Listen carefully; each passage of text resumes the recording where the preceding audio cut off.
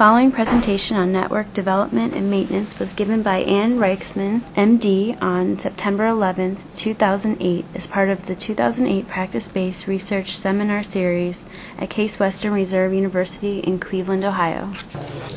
I want to welcome everyone. Again, I'm Jim Warner with the CTSA PBRN Shared Resource, and we're happy to host these seminars. So in weeks 1 and 2, these are the things that we talked about. We talked about what are PBRNs, what do PBRNs do, why are PBRNs important, what are the key components of PBRNs, how do PBRNs function. But tonight we're going to switch gears just a little bit, and first we're going to hear from Dr. Ann Reichsman, who's the director of the Safety Net Providers Strategic Alliance PBRN, a practice-based research network right here in Cleveland. I think I've talked about them briefly in some of the other sessions. And what Dr. Reichsman is going to do tonight is simply share with you how the Safety Net PBRN in Cleveland was developed. It was begun 3 or 4 years ago. She's just going to basically tell you the story of how it happened, how this network developed, what the steps were in developing it, how the network's been able to maintain the interest and involvement of its clinicians over this time frame, what the value of the research has been to the clinician members. Also then, after Dr. Reichsman speaks, I'll talk a little bit more about how generalizable PBRN research findings are to non-PBRN practices across the country, which is really a key issue in practice-based research. How representative are PBRN practices, and how well does research findings from PBRNs generalize to the much greater population of ambulatory practices across the country? So I'll stop there, and I want to introduce to you now Dr. Ann Reichsman. Dr. Reichsman is the medical director of Neighborhood Family Practice, which is on the west side of Cleveland Community Health Center. And as I mentioned, she's the director of the Safety Net Providers Strategic Alliance, PBRN.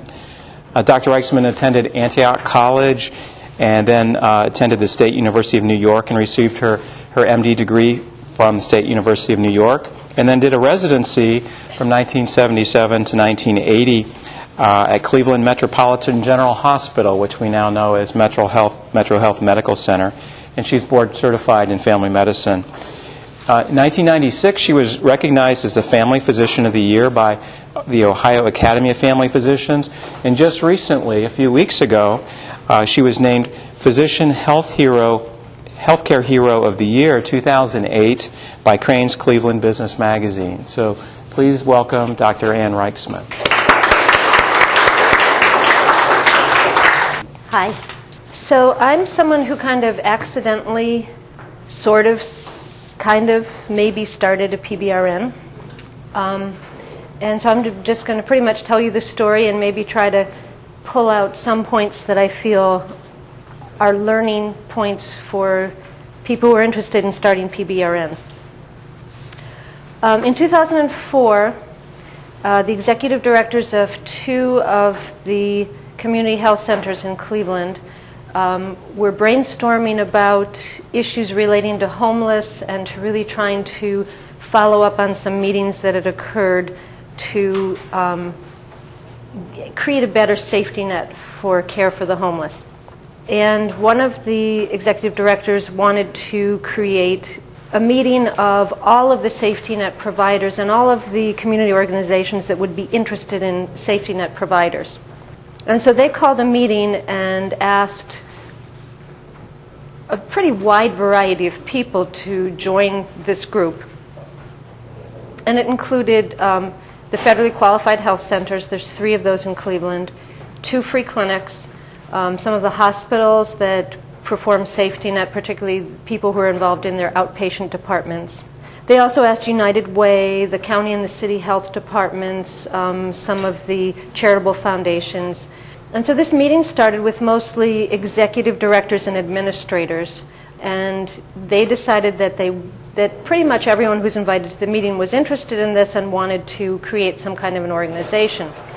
And so that was called the Safety Net Providers Strategic Alliance. So the executive directors were interested in doing something, and they thought that what they wanted to do was something kind of small. They wanted to take a little step that would sort of bring the organizations together around a task. And so they each designated someone from their medical community to come to a network meeting of the clinicians.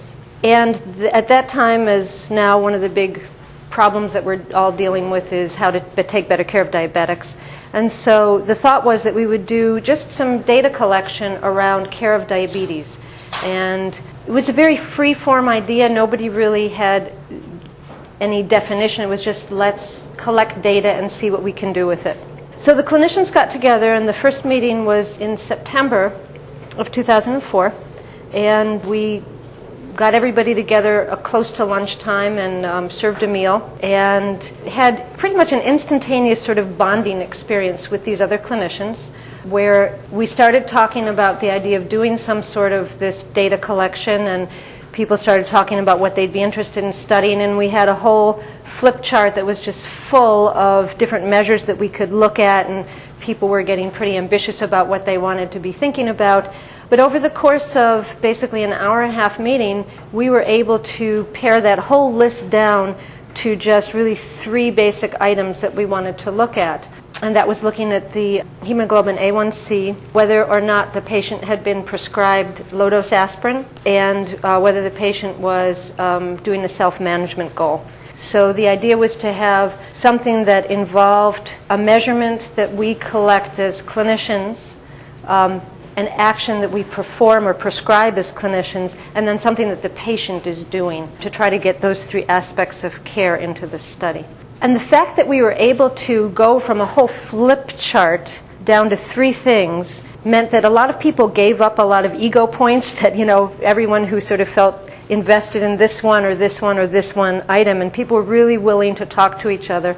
It was a very exciting time because a lot of us knew of each other or had met each other, but none of us had worked with each other. We're all out in our own little safety net place, and we're all very overloaded and work-focused and patient-focused. And so the idea of doing something that was a little bit above and looking down on the normal process was very different, and I think led to a lot of energy coming out of that. So I had some dealings with Kurt here and figured, if we're going to be doing some data collection, maybe we should figure out how to do it in such a way that it would actually be useful as research, rather than just only having some numbers and then looking back at them saying, I wish we'd done this and I wish we'd done that, and if we'd done this better, we would have something we could do something with. And so we involved the Family Medicine Research Department, and I think we were probably several meetings into it before you guys told us we were a PBRN. And so we took the 3 things that we wanted to study, and of course had to, collect demographics around it, and ended up with a couple of more things that we thought would be interesting. So as we had our discussions, we ended up doing a card study in which each clinician had a sheet of paper that had space for data collection for 10 patients, and the providers got the sheets of paper whenever was convenient for their medical director to give it to them, and they collected information on 10 consecutive diabetic patients. In addition to the basic things that we said we were going to collect, the other thing that we were interested in was barriers to care, things that made it more difficult for patients to be in control as diabetics, and things that helped them actually overcome some of those barriers and then be more in control. And so those were 2 kind of qualitative questions that we were asking. Some of the providers felt either too rushed or too stressed or too whatever, cranky, whatever they were that day, to always ask those questions. So those questions, and we gave them permission not to ask those questions, because we felt that, we are taking clinicians who are busy and stressed, and we're asking them to do something else on top of which they're getting asked every day. We'll do a little bit more. You're not going to get anything extra for doing it, but just add one more thing, please. So we wanted to be sure that we were, giving them some leeway in terms of what they did. So that was the first study that we did, and that we then collected that data, brought it back to the group. Although we involved a lot of different organizations at the beginning, it really turned out that the core organizations that have really continued to be involved in this are really the 5 sort of freestanding safety net providers, which is the 3 FQHCs, Federally Qualified Health Centers, and the 2 free clinics. The problem was with the other more bureaucratic institutions was to get people to come to the meetings who really had authority to say that this study could be performed in such and such a setting was difficult. And so those people, kind of dropped out. They started and dropped out early on. So we're left with this core group, and it's probably about 40 clinicians are represented by either their medical director or some other designee that comes from that site to the meetings. So after the data was collected, we had some meetings and talked about the data and tried to figure out what they mean, what this piece of information means as opposed to this one, and base it on our clinical experience and put some interpretation into it. And we took all those ideas and then had a writing committee to kind of punch it around and actually make it into a paper. And that paper is now, 4 years later, about to be submitted for publication. Final rewrite is going to be going in hopefully next week. So I think we can look at this and think about for other situations is that a group doesn't necessarily have to start as a PBRN, that if there's a group doing something and is open to or wants to collect some data, then that can become a PBRN. And something that would be just maybe a quality study can actually become research. The thing I think that really helped the group stay together, because we now actually are starting our 3rd study. Our 2nd study went back and looked at this question of barriers and helping factors, and we decided that we wanted more information about helping factors.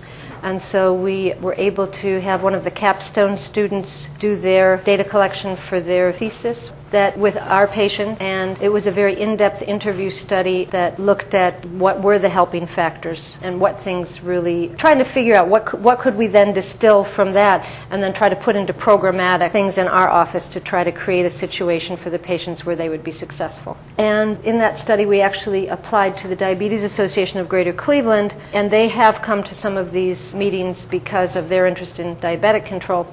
And they were able to give us some money so that we could afford to pay the patients with grocery cards for their participation in the study, so that helped us to recruit the number of patients we wanted for the study. And now the 3rd study is taking that information about the helpful factors and then trying to, using money from the Robert Wood Johnson Foundation and from the state of Ohio, and pulling together a few different threads of projects that are going on in the community, and then trying to create something programmatic that we can do in our offices and then actually have much more sophisticated data collection because we're working with some bigger systems. So that's been the trajectory, and I think some of the things that have really kept us going as a group is this sense of shared mission, that the safety net providers really appreciate being able to look around the table and seeing other people doing the same work and facing the same challenges. We do have about a half hour. The actual meeting time is usually about an hour, and in that first half hour we serve the meal and people just network, sit around and chat and talk about what's going on here and what's going on there. We've done a lot of resource sharing as part of the meetings. We don't always have a specific research topic to talk about, so sometimes we'll talk about programs that one group is aware of in the community or new programs that are coming into the community, letting people know about important legislation, where there are advocacy opportunities. Some of the data that we collected have been used for advocacy when we send people down to Columbus to try to talk to the state about some of the potential legislation about diabetic care, about making sure that insurance companies actually provide diabetic supplies for all their patients. So some of our numbers have been used in that context. So it's really created a group of safety net providers who now kind of know where to turn when they're looking for resources, when they're looking for someone who might know how to handle a situation. The other thing that we've done is we've also been a place for researchers to come to. If someone is doing a piece of research and is interested in people who are in underserved areas, people who face challenges in medical care, they've come to our meetings and have said, this is a project I'm working on. Can I come to your office to recruit patients? Is there some way you can be involved in this? And so I think we've probably participated in, do you have any sense of how many different studies have actually gotten at least something from these meetings? Maybe 4 or 5 over the time. I don't really know. So one of the providers who's been coming to this meeting sent me an email just talking about what it's been like for her to be part of the group. And what she had to say was, I have most enjoyed getting to know folks at the other safety nets. Since so many of our patients bounce between us, it's nice to be able to say, I know that doctor you saw, and feel comfortable calling if need be. This was also my first foray into PBRNs, and it has started to make me think that you really can do research in busy clinical practice, although I still don't know about the time for all the writing. Lastly, I think we have more voice in numbers, that we all spend so much time in the urgent-emergent quadrant with the acuity and pace of clinical practice. It has been refreshing to step back and reflect and see how we can advocate for our patients better together. So I also did a talk for our state Ohio Association of Community Health Centers, and I called the session Community Involvement by Way of Research Networking, a Practical Guide. And so what I did was go to our annual meeting, and there's a small group of community health center physicians, and explained to them what we had done and kind of tried to help them sort of create a roadmap for how they would go about doing something like this in their own situation. And sort of did a piece where they talked about what kind of groups were in their community that they could identify that they might want to work with, and then was there something that they thought would pull that group of people together, and then start thinking about exactly who they would call and what kind of benefits they could talk to the people that they wanted to contact about, and then what was a project that would really create energy that would keep the group going, and just to create in their own mind the next step, so they would have, okay, so this is what I'm going to do next in order to get this going. So that's what happened to us. Questions, of course. How often do you meet? When the whim hits us. So what happens is that there are times when we're meeting pretty much every month, and there are times when we go, I think the longest we've gone probably is about 4 months without a meeting, 3 to 4 months. So it depends on if there's things we want to talk about, projects that people want to present to us, new data to analyze, new decisions about deciding what we want to collect in the next thing. So flexibility. Yes, flexibility I think is very important, because you really don't want to have people coming to these meetings and then you're not doing anything, just to have the meeting because you're supposed to have the meeting. But we did, we selected a day, and that actually did cut out some of the people who might have been interested in working with us otherwise. We selected a particular, it's Wednesday from 11 to 12:30, so that everybody can be back at the office by 1 is the thought. And so no matter what month it's in, it will be on one of those Wednesdays, so that way people, they're more available that way. So. I think you kind of said this at the beginning, but when you had your first meeting, you said all those things at the end kind of points to kind of generate interest and bring a group together. I was just curious how that first meeting went. Well, the meeting had been called together specifically with the purpose of collecting data about diabetes. So that had already been decided. By email? That was decided at the meeting of the executive directors, that everyone had come on board with that. So then the executive directors introduced that to the medical staff, and then I believe there probably was an email that went around to everyone who had been invited, sort of saying, this is what we're doing, this is where we're meeting, please show up. And it went to staff and providers, or mostly just went to providers? It really went mostly to providers who have an administrative role. And then some of those people delegated it to another provider. With something like this, I'm always worried about putting too much structure on and killing it. And yet you actually have bylaws for the organization. Can you tell us when it seemed right to do that and how you did that without killing the energy? Well, fortunately, I didn't have to do that because that was really done at the executive director level. So in the clinicians subcommittee, we really don't have bylaws. The bylaws are at the executive level, and the thought is that at some point this safety net group might want to do something more organized, something where they're really going to do major fundraising and would need to be able to make decisions about and have an actual entity to handle grant applications and fiscal agents and things like that. So that really did not happen at our level. So it's the administrators who do that kind of thing? Yeah, okay. They think about that, they do that, yeah.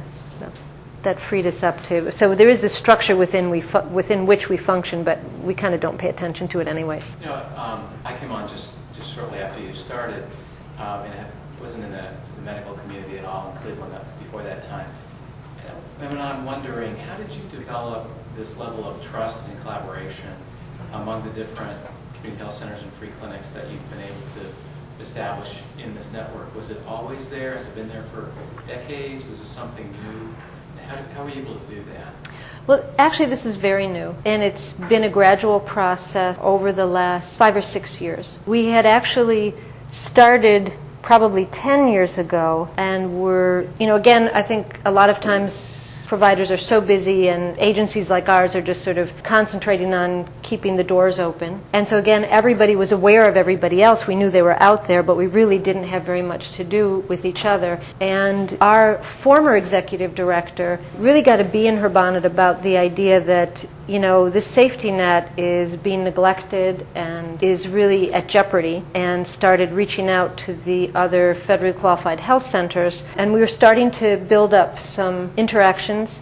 And then within about a 9-month period, the executive directors of all 3 organizations turned over, and we were back to ground zero. And so each organization had to do a little bit of, building within their own agency, and the executive director getting comfortable with the own agency.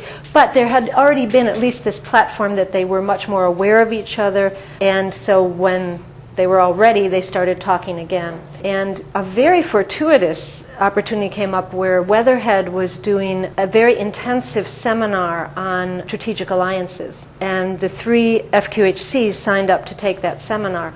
And so they talked about how do you manage to build trust, and how do you create a network. And they had some wonderful exercise in which we broke into small groups, and people created their dummy corporation and then tried to align with another dummy corporation. And sometimes there were takeovers, and sometimes there were networks, and loose and tight, and all sorts of different things, and talking about things like bylaws and how do you do this and how do you do that. And in the course of those intensive seminars, there were other people there as well as the FQHCs, but we were able to have enough interactions with other people from the different FQHCs that at the end of it, they had some funding to, the teachers of the session provided 8 hours of consulting work to each organization to help them figure out who they wanted to make an alliance with and how would they go about doing that. And so we pooled our consulting hours, and so therefore had 24 consulting hours to start our strategic alliance. So that's how that got off the ground. Kind of a corollary to that, how about the town gown thing? What's been your experience of that, and was that a barrier to getting, part of the story was getting a little consulting kind of help with the project? Was that a big problem? Well, with just the town gown, worried about, partnering with the university, are they going to do bad things to us? No, I don't think there was any concern about that. I think probably because, in a medical organization, and especially in this community, so many of us have some sort of connection to CASE. So it's not like it's something alien or foreign. I think all of the family doctors in our PBRN actually have faculty appointments at CASE. So it feels pretty natural to turn to CASE for resources and things like that.